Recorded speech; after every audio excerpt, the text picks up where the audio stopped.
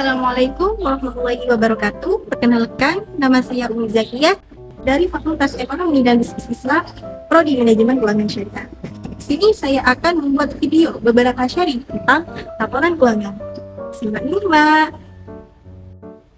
Sudah menjadi hal umum bagi kita untuk tidak boleh sembarangan memilih berbisnis, terutama dalam menulis laporan keuangan. Nah, secara umum, laporan keuangan adalah laporan yang berisi pencatatan uang dan transaksi di dalam bisnis yang memiliki nilai ekonomi. Nah, jadi video kali ini saya mau sharing beberapa jenis laporan keuangan dan fungsi dari laporan keuangan perusahaan. Jenis-jenis laporan keuangan. Laporan keuangan yang pertama yaitu ada laporan laba rugi. Laporan laba rugi dibuat untuk mengetahui pemasukan dan pengeluaran secara detail. Umumnya berisi tentang data-data pendapatan dan juga beban yang ditanggung perusahaan. Yang kedua itu ada laporan arus kas.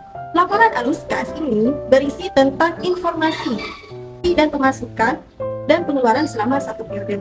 Laporan ini sangat berguna pada saat mengevaluasi struktur keuangan atau bisa disebut dengan likuiditas dan solvabilitas. Dan juga berguna pada aktiva bersih pada perusahaan. Yang ketiga itu ada laporan perubahan modal. Tujuan dari membuat laporan ini adalah agar perusahaan bisa mengevaluasi peningkatan dan penurunan dari aktiva bersih dalam periode tertentu. Yang keempat itu ada laporan neraca.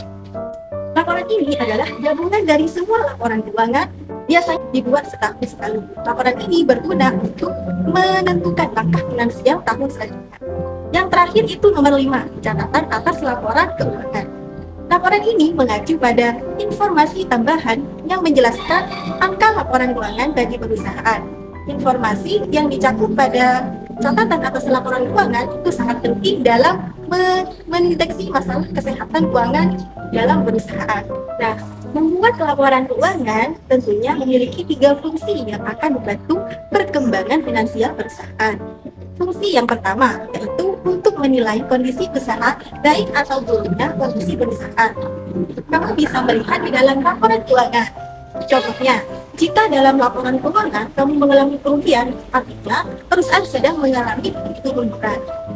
Yang kedua yaitu fungsi sebagai bahan evaluasi. Bisa dipastikan juga tidak ada laporan evaluasi yang dilakukan tidak akan maksimal, bahkan seperti melakukan hal yang sia-sia. Fungsi yang ketiga itu pertanggungjawaban perusahaan. Laporan keuangan akan berfungsi sebagai pertanggungjawaban ke perusahaan, investor maupun pemerintah yang terkait dengan pajak dan sebagainya.